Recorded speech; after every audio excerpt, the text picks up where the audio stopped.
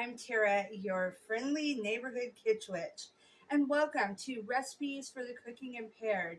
You heard me correctly, cooking impaired, because all of us have some shortcomings in the kitchen. Even professionals will say that not every recipe turns out the first time around. So, for those of you that have already subscribed, hello, my foodies. I've missed your faces. It's so good to see you. Those of you that are new to the channel, welcome. I am so glad you're here. Are you guys ready to whip up some kitchen delightful yummy magic with me? I hope so. I hope so. Today we're going to do a dessert, and we're doing one that requires limited amount of heat. No oven required at all. No bake cookies. Delicious, wonderful, quick, and is great for if you're trying to make this like in the summertime and it's super hot out.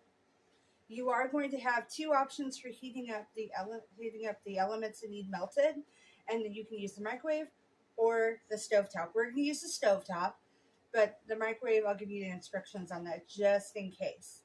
But to start with, let's go to our recipes. All right, so recipe number one, and only, first part, 1.5 cups of quick cooking oats. You want the quick cooking oats. Steel cut oats are amazing, but steel cut oats take too long. They won't work in this recipe because we're not actually baking it, and we're not doing a heavy boil. So you want the quick oats. 1/2 cup of flaked coconut. I like these super fine because some people will like the flavor of coconut, but not the consistency because of the textures. If you use the real fine real fine shreds, it works great. Plus, you don't have that lumpy feel as you're biting into your cookie. If you like that texture, you could totally use the thicker shreds, but I'm going to be using the really fine shreds in this bake. Next, you have a 1/4 cup of chopped walnuts. And you don't want these just chopped. You want these chopped kind of fine, not pulverized into a mush, but chopped small enough that when you're biting into your cookie, you don't have a good chunk of walnut. You want the walnuts intermingled throughout. It'll taste better. It'll also give it more of a pleasant chew. 3/4 cup of sugar or sugar substitute. Again, I'm going to be doing the sugar substitute using Swerve. I'm diabetic, so too much sugar, too many carbs, not so great for me. And we're already using oats, which has a carbohydrate element as is. The Swerve is the granulated sugar, so it looks a lot like sugar, and it cooks just like sugar. It's a straight 1-to-1 ratio. So you do needing 3/4 cup of sugar, you can still do 3/4 cup of the Swerve substitute. Also going to do a 1/4 cup of milk. This time I'm going to be using goat's milk. For those that have some sensitivities to cow milk, goat's milk often is a good trade-off. I personally have problems with regular cow's milk. It's not so much the dairy portion of it as it is the casein. Or you could use, if you don't want to use the goat's milk but still want to make this but don't have that same love of cow milk, you can use the lactate, which takes the lactose out, or you could substitute it for almond milk. Almond milk is rich enough that it would be a good substitute. I wouldn't recommend doing coconut milk. It's too thin. And you're going to use a 1/4 cup of butter. I personally like doing the unsalted, but either one will be fine for this particular bake. And then 3 tablespoons of unsweetened cocoa. Now, unsweetened cocoa powder. You're not going to be using cocoa bites that you melt down. This is the powder. You want it unsweetened because you're already using a fair bit of the sugar. If you go for a powdered cocoa that like hot chocolate, you're going to end up with an unusual cookie. It's actually going to be kind of weak. It's not going to plump as well. It also will be oversweet. So it has its problems. That and cooking with cocoa is problematic, like hot chocolate cocoa. It doesn't work quite as well. I would always recommend using the unsweet cocoa. Now, for my metric fans, I got you covered. All right, I'll give you a moment to read through.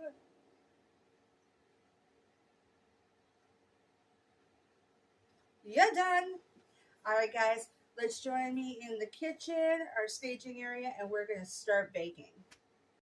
Okay, as you can see, we got everything we need ready, set aside. We're going to start with the heating of the stove. I have turned it on to medium, and we're going to put some items in our pan. So I'll bring it over to you so you can see what I'm doing here. We're going to do our sugar.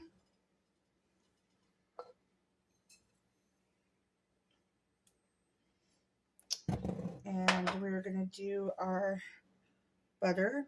So let me get this uncovered here. Should we make it sexy? All right,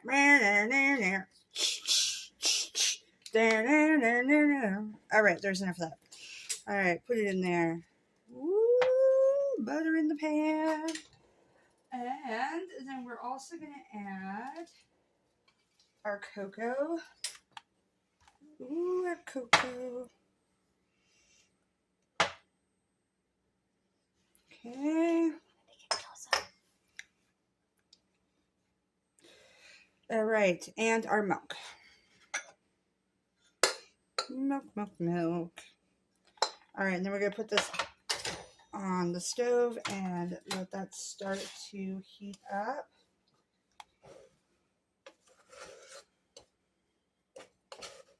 Right, a bit of a mess. Mess. Wipe the mess off. We do it once we're done with our cook. We do a nice cleanup in the kitchen. So no worries if you get a little flour, a little cocoa, or a little, well, fill in the blank all around. We start with a clean kitchen, and then we end with a clean kitchen. So there's that. So we're going to give that a moment to start melting. And what we're going to do is in our large pan over here to the side, we're going to add our dry ingredients. So we're going to do our oats.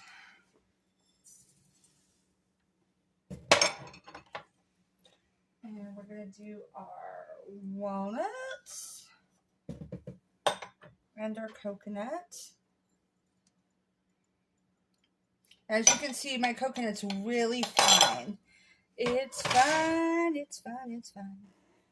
And we're going to go ahead and stir that up. And that's just going to wait until our melted items are good. I'm going to use a spatula because I will be needing it later to get everything all mixed together. So, and I'm a big fan of not using a bazillion different items. If you have an item like a spatula or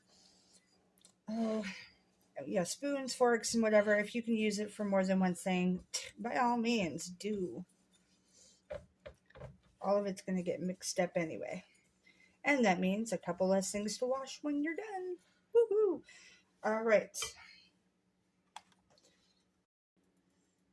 Okay, so we've got a little bit of time. I'm going to bring this over to you so you can see it's nice and smooth, but we need it to boil just ever so slightly. So stir it a little bit. You want to stir it occasionally so it doesn't lump up. And we'll be ready to add our dry ingredients soon. Okay, we have got our mixture. It's had a chance to boil. You only need to let it boil for 3 to 4 minutes. You don't want it to scorch.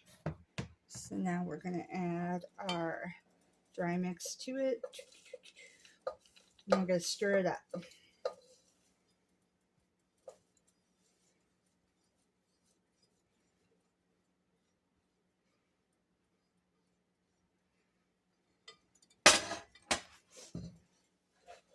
Also going to remove it from the heat.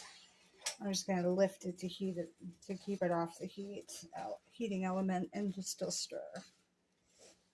As you can see, it's getting nice and chocolatey and oaty, and everything's getting covered and drenched with the deliciousness.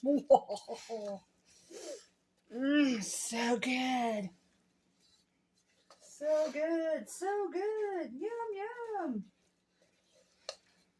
Sweet cookies, yum, yum, yum, yum. All right, that's enough silliness. We're going to go ahead and we're going to start using our fork to put some on our pan that has the parchment paper on it. So only need to make little balls.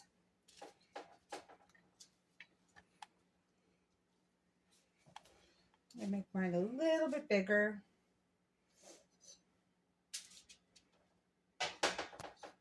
And then once we have this all balled up and put on there so ever so beautifully, then this goes into the fridge to cool and also for it to kind of stick together.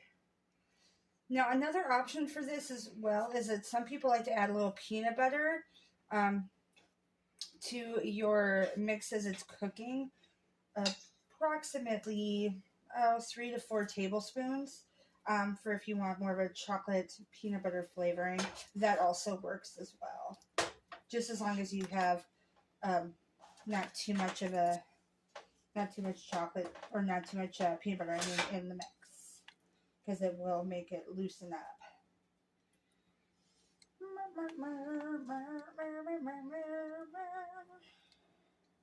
All right, guys, I'm going to finish up on this, and I will get back to you after we've had a chance for these cookies to cool in the refrigerator. All right, as you can see, our cookies are done. They have been in the fridge for over an hour. The longer the better, but I give it at least an hour so they can get nice and cool. And then to store them, you can either store them in the fridge, or you can put them in the freezer and just take them out, thaw them a little before you decide to eat them. But don't they look so pretty? Yum. This one we put off to the side because I am going to eat that one right away. Anyhow, thanks for coming. Thanks for watching. Thank you for enjoying. And to all my impaired foodies, I love you guys. Thank you so much for being part of the channel. And for all my new friends, feel free to click that like button. Don't just click it. Tickle its tummy and make it giggle. And even better, noozle that subscribe button so you can be part of the Foodie Impaired clan, so you don't miss out on any of the awesome bakes and any of the awesome meals that we come up with and whip up. Please also feel free to leave a comment and share it with your friends. We could always use more friends around here. And let me know if there's anything you'd like me to make or try. Give me a challenge. I'm up for it. All right, guys. Big hugs, big smooches. I'll talk to you soon.